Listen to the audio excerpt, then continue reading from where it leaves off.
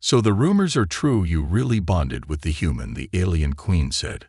Gravely, the crystal spires of the Etherean palace pierced the violet sky of Luminara primed their surfaces, refracting the light of 3 moons into a dazzling display. Commander William Sterling adjusted his formal diplomatic uniform, a crisp black ensemble adorned with the silver insignia of the Tan Diplomatic Corps. At 35, he was one of the youngest senior diplomats humanity had ever sent to represent Earth's interests.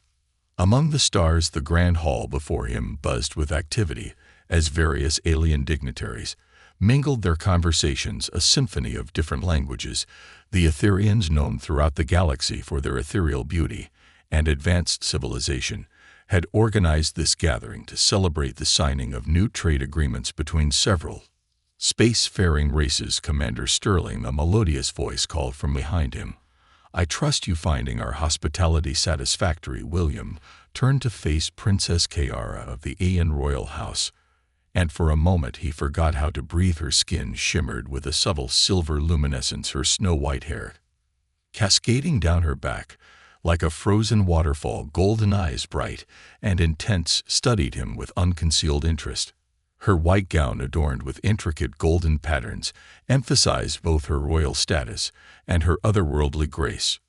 "Your Highness," he bowed slightly, maintaining eye contact, "the Aeon hospitality exceeds all expectations. Though I must admit your presence outshines even the grandeur of this palace." A slight smile played at the corners of her lips. Bold words, Commander. Most diplomats prefer to hide behind carefully crafted pleasantries. "I found that honesty serves better than pretense, Your Highness, even in diplomatic circles." Indeed, she moved closer, the scent of exotic flowers following her. "Then tell me honestly, Commander, what do you make of the rumors that the Drachnid Empire seeks to expand its influence in the sector?" William took a sip of his drink, a luminescent blue liquid that tasted like starlight and honey. "I think the Dracnids would be fools to challenge the Aeon sovereignty, especially with Earth's new defense treaties in place, and yet they mass their fleets at the outer reaches of our territory." Kira's voice dropped to a whisper. "Perhaps we should discuss this matter somewhere more private." The invitation in her voice was unmistakable, and William felt his pulse quick. He knew he should decline protocol, demanded it. The princess was betrothed to Prince K of the Centurion Empire, a political marriage meant to strengthen ties between their civilizations. "Your Highness, I'm not sure that would be appropriate. Since when does humanity concern itself with what others deem appropriate?" Her golden eyes sparkled with mischief. "I've read your history, Commander. Your species achieved the impossible by refusing to accept limitations imposed by others."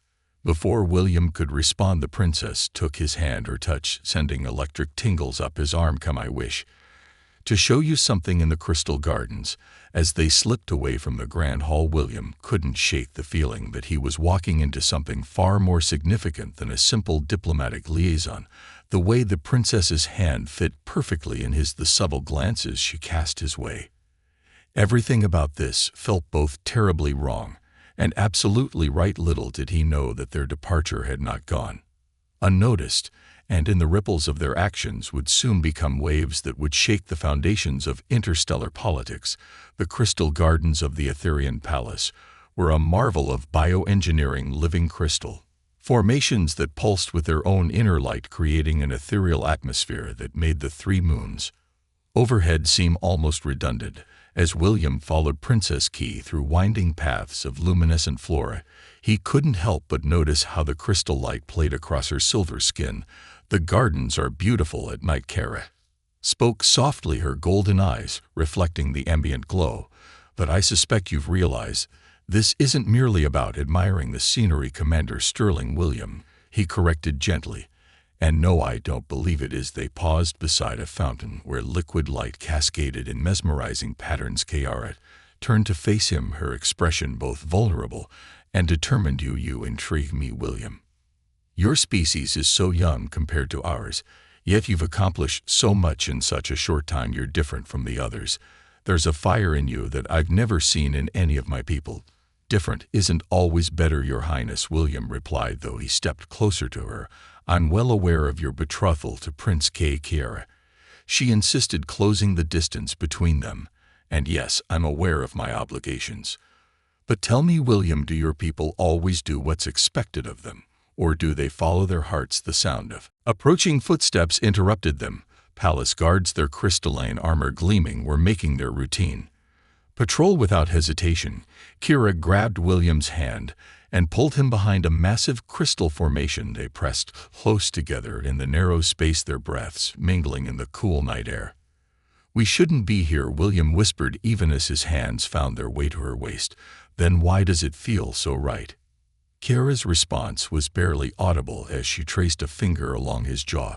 The guards passed by, their boots crunching on their crystal-strewn path, but neither William nor Kira moved to separate. The princess's body was warm against his, her scent intoxicating, a mixture of exotic flowers and something uniquely alien yet utterly alluring. "My chambers are connected to these gardens through a private entrance," Kira murmured, her lips brushing against his ear. "No one would see us." Center William knew he should refuse. This was more than just a diplomatic foxpaw. It could potentially spark an interstellar incident. But as Kira's golden eyes met his, filled with desire and something deeper, something that spoke of genuine connection rather than mere physical attraction, his resistance crumbled. They made their way through a hidden door concealed behind trailing crystal vines, emerging into a suite that took William's breath away. The walls seemed to be made of living starlight, and a massive window offered a panoramic view of the capital city below. But he barely had time to admire the view before Kerr was in his arms again. "I've never felt this way about anyone," she confessed, her fingers working at the fastenings of his diplomatic uniform. "There's something about you, William. Sterling, something that calls to me on a level I can't explain." Their first kiss was electric, literally, a small spark of static jumping between them. As their lips met, William pulled back, slightly surprised only to see Kaya smiling mischievously. "A little quirk of Etherian biology," she explained. "We generate small electrical fields when excited." "Fascinating," William murmured, pulling her close again. "I'd love to learn more about your biology." What followed was a night of discovery, passion, and connection that transcended their different species. They explored each other with equal parts curiosity and desire, learning the ways their bodies could come together despite their alien nature. Words gave way to touches, diplomatic protocol forgotten in favor of more primal protocols. As the 3 moons of Luminara Prime traced their paths across the night sky, William and Kara found themselves lying together in her massive bed, talking softly about everything and nothing. The princess traced patterns on his chest while he ran his fingers through her star-white hair. "You realize this changes everything," Kara said finally, her voice carrying a note of concern despite her contentment. "I know," William replied, pulling her closer, "but I don't regret it, nor do I." She smiled, though it didn't quite reach her eyes. "But my mother, the queen, will not be pleased when she learns of this. And she will learn of it. There are always eyes watching in the palace." "Let them watch," William said with more confidence than he felt. "I'm not ashamed of what happened between us. You don't understand." Kyra set up the sheet, falling away from her silver-hued body. "In our culture, the first joining is significant. It creates a bond, both physical and metaphysical. What we did tonight, it wasn't just pleasure, William. We've created something that can't be undone." William felt a chill run down his spine. Despite the warmth of the room, "What exactly are you saying?" "I'm saying that according to Etherian law and custom, we're now bound together in a way that supersedes any political arrangement. The electrical field I mentioned, it's not just a quirk, it's part of our bonding process. When we join our bioelectric fields, synchronize, my people will be able to sense it. And Prince, we be furious," Kira confirmed. "But more importantly, my mother will be." She trailed off as a soft chime sounded through the chamber. Her face paled, speaking of which a holographic message appeared in the air. "The Queen requests the immediate presence of Princess Kiara and Commander Sterling in her private chambers." At first light, they looked at each other, the gravity of their situation finally sinking in. The night of passion was over now. They would have to face the consequences of their actions. The first rays of Luminara Prime's sun painted the palace corridors in shades of rose and gold as William and Kira made their way to Queen Garrus' private chambers, and the princess's hands trembled slightly in as their bioelectric fields, humming in synchronized harmony, a constant reminder of their newfound bond whatever happens. William whispered, squeezing her hand. We face it together. The massive doors to the Queen's chambers swung open silently. Queen Gara stood at a floor-to-ceiling window, her back to them, her silver-white hair cascading down her ceremonial robe. Like a frozen waterfall, the resemblance to her daughter was striking, though where Kara radiated warmth, the Queen exuded an aura of frozen authority. Mother Kara, began, her voice barely above. A whisper silenced. The Queen's command cut through the air like a blade of ice. She turned her golden eyes, fixing first on their joined hands, then moving to study the subtle electrical field, surrounding them, visible only to Etherian eyes. I see the palace gossips weren't exaggerating. For once William stepped forward, maintaining his diplomatic composure. Your Majesty, I take full responsibility. You take responsibility. Queen Gara's laugh was sharp and brittle. You, a human diplomat, barely more than a child by our standards, presumed to take responsibility for breaking 1,000 years of tradition, for potentially destroying a crucial alliance with the Centaurian Empire. Mother, please, Kara interjected, her composure cracking. William isn't just some diplomat. He's what the Queen's voice grew dangerously soft.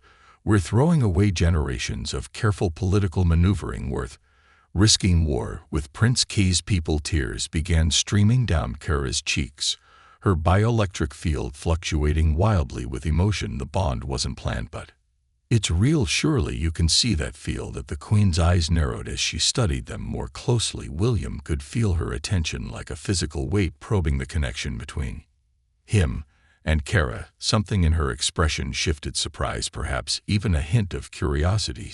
So the rumors are true. You really bonded with the human male, the Queen said gravely. A true quantum-level synchronization. Fascinating and troubling. This complicates matters significantly. Your Majesty, William spoke carefully, I understand the political implications of our actions, but surely there must be precedent for a sharp chime interrupted him as a holographic message materialized in the center of the room. The messenger's face was drawn with urgency. My Queen, forgive the interruption, but we've received an emergency transmission from the Centurion flagship. Prince K demands immediate audience.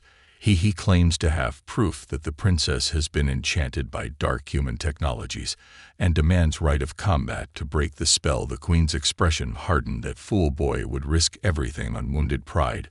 Patch him through. The hologram shifted, revealing Prince K's imposing figure, the Centaurian royal cut. An impressive figure, tall, muscular, with iridescent scales covering his humanoid form and eyes that glowed with barely contained rage. Queen Gara, his voice boomed through the chamber. I demand satisfaction. Your daughter was promised to me, yet I find her corrupted by human influence. This cannot stand. What's your tone, Prince K? The Queen replied icily. You speak of matters you don't fully understand. I understand perfectly. The human has used their notorious pheromone technology to seduce the princess. I've studied their kind. They're known for such underhanded tactics. I demand the right to challenge this upstart to ritual combat. When I defeat him, the artificial bond will break and order will be restored. William felt Kira's grip on his hand tighten. He stepped forward, meeting K's holographic gaze. And if I win? The prince's laughter filled the chamber. If by some miracle you survived, you would earn the right to court the princess properly. But we both no, that's impossible. I am a warrior bred of 1,000 generations of Centurion nobility. You are nothing but a smooth-skinned diplomat playing at greatness. Then you have nothing to lose by accepting my terms, William replied coolly. If I win, you withdraw all claims to Princess Kara's hand and acknowledge our bond as legitimate before the Galactic Council. William, no. Kira's voice was thick with fear. Sent in ritual combat is to the death. Done, Prince K declared. Before anyone could object further, I will arrive within the hour. Prepare yourself, human. I look forward to proving once and for all the superiority of Centaurian might over human deception. The hologram vanished, leaving the chamber in tense silence. Well, Queen Barrera said after a moment, it seems the fates have provided a solution, albeit a bloody one. She turned to William. Are you truly prepared to die for my daughter, Commander Sterling? With all due respect, "Your Majesty," William replied, a slight smile playing at his lips. "I'm not planning on dying, but yes, I would dive for her if necessary." The Queen studied him for a long moment, then nodded slowly. Perhaps there is something to this bond. After all, very well, you have 1 hour to prepare. I suggest you use it wisely." After dismissing William and Kier from her chambers, Queen Kara activated a private communication channel. "Master Theron, come to the Royal Training Arena." Immediately, minutes later, William found himself being led through a hidden passage beneath the palace. The Queen walked ahead, her ceremonial robes replaced by a sleek combat suit that highlighted her warrior heritage. Kara followed, her hands still intertwined with his, their bioelectric fields pulsing in. "SN Mother, where are we going?" Kara asked, breaking the tense silence. "To give your human a fighting chance," the Queen replied without turning. "Master Finn is the finest combat instructor in the Aeon sovereignty. He trained me, and I trained your sister before she paused, emotion briefly cracking her regal facade. Well, before they emerged into a vast underground chamber, lined with crystalline pillars. In the center stood a tall, athletic Aeon male whose silver skin bore the distinctive patterns of ancient battle scars. His golden eyes widened slightly at the sight of their group. "My Queen." Master Theron bowed, then studied William with keen interest. "So this is the human who managed to form a true bond with our princess. Fascinating. Save your fascination for later, old friend." Queen Viera commanded. "Prince K has challenged him to ritual combat. You have less than an hour to prepare him." Theon's expression grew serious. "Impossible. Centurion combat techniques take years to master, let alone counter, then teach me what I need to know to survive the first minute." William interjected, "I'll figure out the rest." The combat master's eyes narrowed, confident words from someone who's never faced a Centurion warrior. "I studied their history, their biology, their cultural practices." William replied, "I know they rely heavily on their superior strength and natural armor. They're used to overwhelming their opponents quickly." "Good observation." Theon nodded. "But knowledge alone won't save you from getting torn apart." "No," the Queen interrupted, "but this might." She pressed her palm to a crystal panel, revealing a hidden compartment containing a sleek metallic suit. The Royal Guard's latest combat enhancement armor. "It's still experimental, but it should help level the playing field." As William examined the suit, Thawne circled him thoughtfully.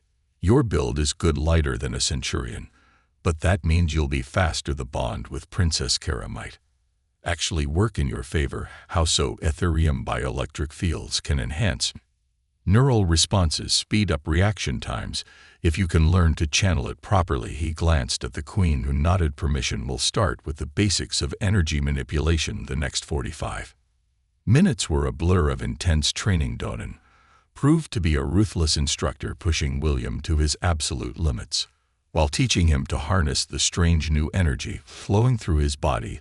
The combat suit amplified his natural strength and speed, while Kara's presence seemed to sharpen his reflexes beyond normal human capabilities. "Remarkable," Theon muttered after William executed a particularly complex maneuver. "He's adapting to the bond faster than any non-Etherean I've ever seen." "The human capacity for adaptation is legendary," the Queen observed. "Perhaps that's why the bond formed so readily." Sira, who had been watching intently, suddenly gasped. "Look at his bioelectric field." The Etherean in the room stared in amazement as the energy surrounding William began to pulse with increasing intensity, taking on patterns that mimicked Kira's own field.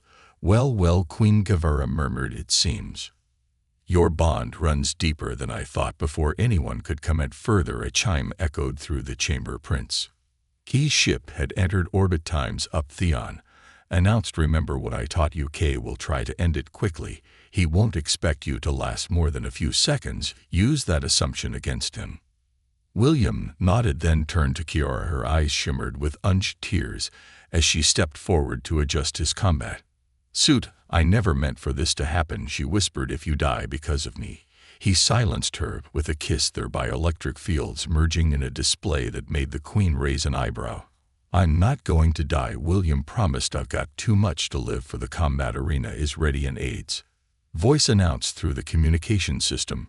"Prince Carr awaits." Queen Gavara stepped forward, her expression Unreadable. Whatever happens next, Commander Sterling, you've shown more courage than I expected from a human.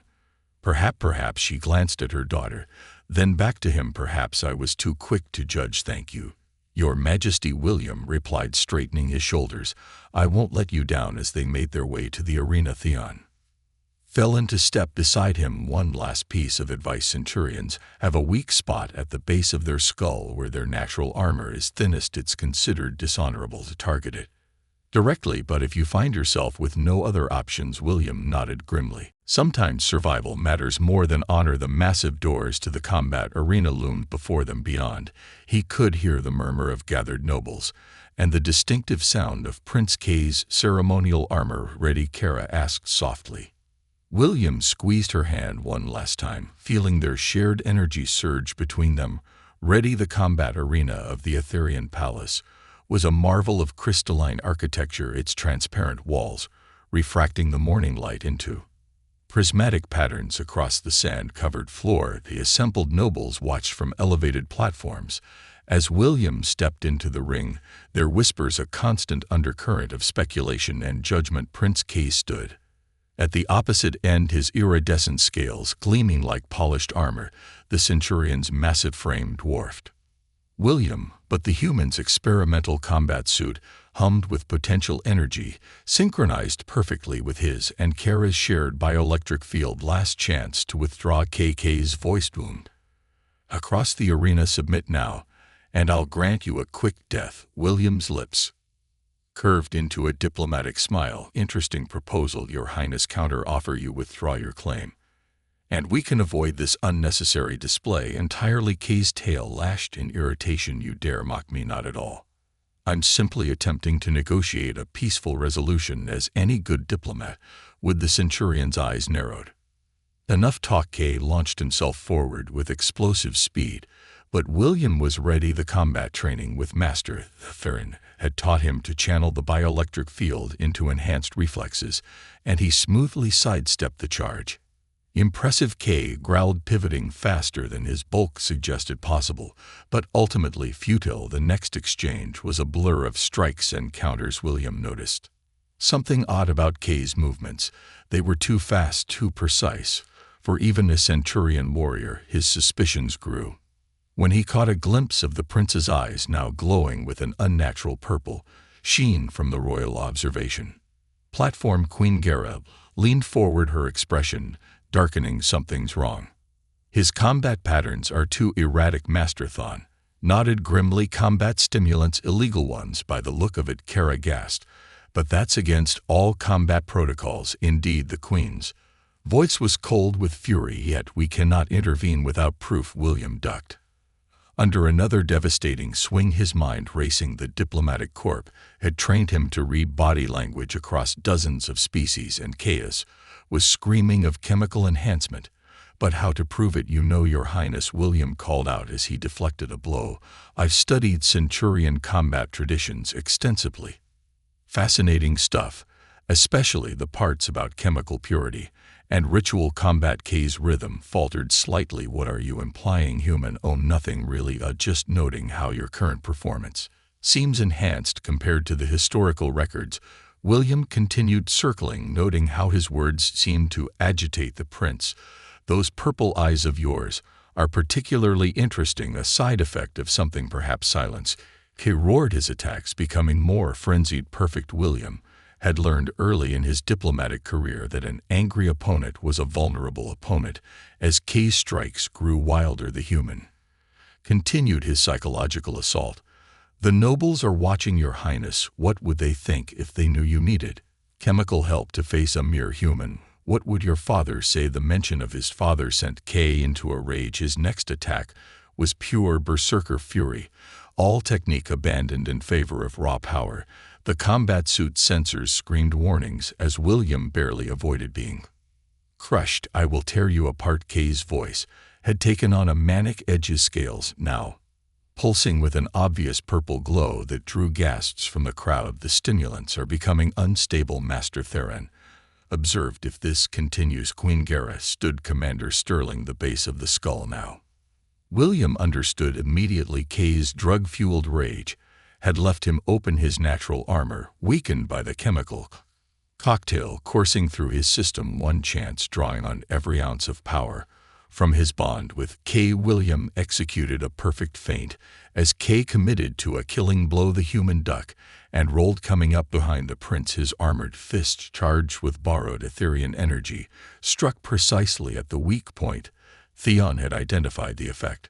With spectacular, K's massive frame went rigid, purple energy crackling across his scales before he collapsed face first into the arena. Sand medical teams rushed forward as William stood over his fallen opponent, breathing heavily. Combat stimulants, one of the medics announced, confirming what everyone now suspected: highly illegal neural enhancers.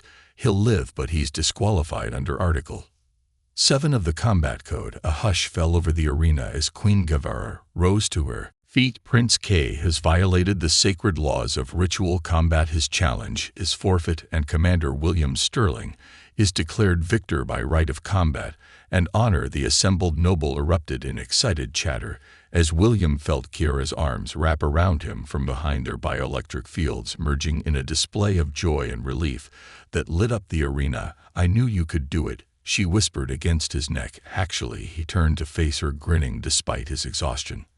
"I think we did it together." Queen Guevara descended from the platform, her expression thoughtful as she approached them. "It seems I've underestimated you, Commander. Not many would have thought to use diplomatic tactics in ritual combat." "Every interaction is a form of diplomacy, Your Majesty," William replied, "even combat." Indeed, she studied the still unconscious K. The Centurion Empire will have much to answer for their prince's actions, have brought shame upon their house perhaps. William suggested his diplomatic mind already working. This could be an opportunity rather than a crisis. The Empire might be more amenable to new alliances. Now the Queen's eyebrows rose. "You're already thinking of the political implications." "Always, Your Majesty. It's what I was trained for." A slight smile touched the Queen's lips. "Perhaps my daughter's choice wasn't so reckless." After all, she turned to address the gathered nobles. "Let it be known that Commander William Sterling has proven himself worthy of the Etherian royal house. The bond between him and Princess Kea is recognized and blessed by the crown." The celebration of William's victory lasted well into the night, with the crystalline halls of the Etherian palace resonating with music and laughter. Yet beneath the festivities, political currents swirled like dangerous undertows. In Queen Thea's private strategy chamber, William stood before a holographic display showing the positions of various Centurion warships near the border. His combat suit had been replaced by formal diplomatic attire, though he could still feel the lingering energy from his bond with Kara humming through his body. "Their fleet movements are concerning," the Queen observed, her golden eyes reflecting the holographic. "Like the Empire claims, these are merely routine exercises, but they position their ships to cut off 3 major trade routes." William finished. "Classic intimidation tactics." Kira, standing close enough for their bioelectric fields to merge, subtly added, "And what of the investigation into the combat stimulants?" "The medical analysis showed they were of Etherian origin, which means we have a traitor in our midst." Queen Gara's voice carried an edge of steel. "Someone who wanted to ensure K's victory regardless of the cost." Williams studied the holographic display thoughtfully. "Or someone who wanted to ensure his defeat in the most damaging way possible." Both women turned to look at him. "Think about it," he continued. "If K had won cleanly, the alliance would have proceeded his plan. If he lost fairly, it would have been embarrassing but recoverable. But losing while caught using illegal stimulants, that's diplomatically devastating." Suggesting this was never about preventing my bond with you, Kiara realized, but about damaging relations between our empires. "Precisely." William manipulated the holographic controls, highlighting several key trading posts, and with the Centurion fleet in position to disrupt trade, whoever orchestrated this stands to profit handsomely from the chaos. Queen Gara's eyes narrowed. "Lord Raven, the merchant prince Hakara, asked who controls the only alternative trade routes through this sector." William confirmed, "And who, if I'm not mistaken, was particularly vocal about the benefits of the Centurion alliance." "Too vocal," the Queen agreed. "Commander Sterling, I have a task for you, one that will require both your diplomatic skills and your newfound abilities." "I'm listening, Your Majesty." I want you to arrange a meeting with the Centurion Emperor, not through official channels. Those are likely compromised. You'll travel as my personal envoy with full authority to negotiate new terms. And while I'm there, William's smile, perhaps investigate who supplied Lord Raven with Etherium combat stimulants precisely. The Queen's expression softened slightly. You continue to surprise me, Commander. Most would see only the military threat, not the economic warfare. Beneath understanding hidden motivations is essential in diplomacy, Majesty, though I admit having access to Aeon bioelectric senses has given me new perspectives on reading people. Kira stepped closer, her field intensifying. Against his "You're not going alone, Princess," the Queen began, but Kira cut her off. "Mother, our bond makes us stronger together. You saw that in the arena." Besides, she smiled mischievously. What better way to show the Centurions we move beyond old prejudices than by sending a bonded pair as envoys? Queen Gara considered for a moment, then nodded. "Very well, but first there's the matter of making your bond official in the eyes of our people. The ceremony must be performed before you leave." William raised an eyebrow. "Ceremony? The ritual of eternal resonance," Kara explained, her cheeks flushing silver. "It's intimate. Our bioelectric fields will be permanently synchronized, more intimate than what we've already shared," William whispered, making her blush deepen. "Focus, please," the Queen interrupted, though there was a hint of amusement in her voice. "The ceremony must be performed tonight. Lord Raven's agents will be watching. We need to move quickly before they realize it." "We're on to them." A soft chime interrupted them as a message appeared in the holographic display. William's expression darkened as he read it. "The Centurion Emperor demands reparations for the assault on his son," he reported. "They're claiming diplomatic immunity was violated. Of course, they are the Queen's side. They need to save face." Somehow suggestions. William thought for a moment. What if we offered them something they want more than reparations, say exclusive rights to the new quantum crystalline technology your scientists have been developing? "That's a state secret," Kara gasped. "How did you?" "I pay attention during diplomatic functions," William smiled, "and I noticed the experimental quantum crystals in my combat suit during the fight." Queen T laughed softly. "You see why I chose him for this mission. He notices everything." She turned serious. "But the technology isn't ready for deployment. The Centurions don't need to know that," William pointed out. "Just the promise of future exclusive rights might be enough to smooth things over, and by the time they realize it's years from completion, the current crisis will be long resolved."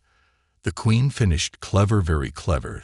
There's still the matter of Lord Raven." Kira remind them, "If he realizes we suspect him, then we'll need a distraction." William suggested perhaps a very public, very elaborate bonding ceremony, something to keep all eyes on us while our agents investigate his connections to the Centurions. The Queen's smile turned predatory. "Now, that, Commander, is an excellent idea. Nothing distracts the court quite like a scandal turned celebration." She activated a communication panel. "Master Theron, begin preparations for the ritual of eternal resonance, and contact our friends in the Shadow Guard. It's time they earned their keep." As preparations were set in motion around them, Kara pulled William aside, their bioelectric fields creating a private bubble of energy that would prevent eavesdropping. "Are you sure about this?" she asked softly. "The ritual is permanent. Once our fields are synchronized at that level, there's no going back." William cued her face in his hands, feeling the energy between them surge. "I was sure the moment I met you. Everything since then has just confirmed what I already knew." Their kiss sent sparkles of energy dancing across the chamber's crystalline walls, drawing knowing looks from the palace staff. Besides," William added with a grin, I think we've proven humans and Etherians make a pretty good team." The Grand Temple of Luminara Prime pulls with bioelectric energy as thousands of Aeon nobles gathered for the unprecedented bonding ceremony between Princess Kira and Commander William Sterling. The crystalline architecture amplified the collective energy of the assembled crowd, creating waves of iridescent light that dance across the ancient walls, while the public spectacle served as perfect cover for the Shadow Guard's investigation of Lord Raven. The ritual itself was far from mere pretense. William stood at the center of the temple's residence chamber, dressed in ceremonial robes that combined Etherian and human design elements, the quantum crystals woven into the fabric hummed in harmony with his enhanced bioelectric field nervous. Master Theron asked, as he made final adjustments to the ceremonial array about the ritual or the dozen assassins. Lord Raven probably hired to stop it. Theon's lips twitched. Both the shadow guard has the security handled, Willem replied, watching the crowds through the chamber's translucent walls. As for the ritual, let's just say I'm more concerned about not embarrassing myself in front of the entire Ian nobility you fought us in Oran Prince in ritual combat, yet you're worried about a bonding ceremony. Fighting is simple, politics is complicated. Their conversation was interrupted by a collective gasp from the assembled nobles. Princess Kira had entered the temple's upper level, her ceremonial gown seeming to capture and amplify the ambient light through their existing bond. William could feel her mixture of excitement and anxiety. Queen Gera's voice carried across the chamber, "My people, we gather today to witness the union of not just two souls, but two species. Let those who would stand against this union speak now or forever hold their peace." The challenge hung in the air. William noticed Lord Raven shifting uncomfortably in his seat, likely aware that his agents were being systematically rounded up by the Shadow Guard. Even as the ceremony proceeded, suddenly multiple energy signatures flared at the temple's periphery. William felt Kay's warning through their bond. Seconds before the first explosion rocked the building's foundations. "Protect the Queen," the royal guards commander shouted as chaos erupted. Armed figures in the stealth suits materialized throughout the temple, their weapons trained on the ceremonial chamber. But William had been expecting something like this. The ceremonial robes concealed the same combat suit he'd worn against Prince Kay, and his enhanced reflexes were already in motion. "My love," Kira's voice echoed in his mind through their partial bond. "Shall we give them a demonstration of what a true bond can do?" William grinned as he deflected an energy blast with his quantum-enhanced shields. "Ladies first, princess." What followed was a dance of deadly elegance. William and Kira moved in perfect synchronization, their combined bioelectric fields creating a defensive barrier that none of the assassins could penetrate. The royal guard, led by Master Theron, systematically contained and captured the attackers. Lord Raven attempted to slip away in the chaos, only to find his path blocked by Queen Yara herself, her ceremonial robes disguising formidable combat capabilities. "Going somewhere, old friend," her voice carried centuries of authority. "Your Majesty, I can explain. Save it for the interrogators." She cut him off, her bioelectric field manifesting as visible lightning around her hands with the immediate threat contained. William and Kara returned to the center of the chamber. Their display of coordinated combat had only strengthened the significance of the ceremony in the eyes of the assembled nobles. "Well," William quipped, "that's one way to liven up a wedding." Carrera laughed, the sound like crystal chimes in his mind. "Shall we finish what we started?" The actual bonding ritual was both simpler and more profound than William had expected. As they stood within the resonance chamber, their existing connection began to deepen and expand. The quantum crystals around them amplified their bioelectric fields, merging them into something entirely new. William felt consciousness brush against his, no longer just emotions and impressions, but complete thoughts and memories. He saw her childhood in the crystal spires, felt her loneliness as a royal heir, experienced her joy at finding someone who saw her for herself rather than her title. In turn, she experienced his memories growing up on Earth, his training in the diplomatic corps, the moment he first saw her in the palace, and felt something he couldn't explain. The energy between them built to a Christian crescendo, their combined field illuminating the entire temple in a display that would be talked about for generations. When their lips met to seal the bond, the resulting surge of power temporarily overloaded every sensor in the building. As the energy settled, William opened his eyes to find he could see the world as Etherians did, patterns of energy flowing through all living things, but most strongly through the woman in his arms. That was, he started perfect. Kara finished both aloud, and in his mind Queen Gavera stepped forward, or her expression softer than William had ever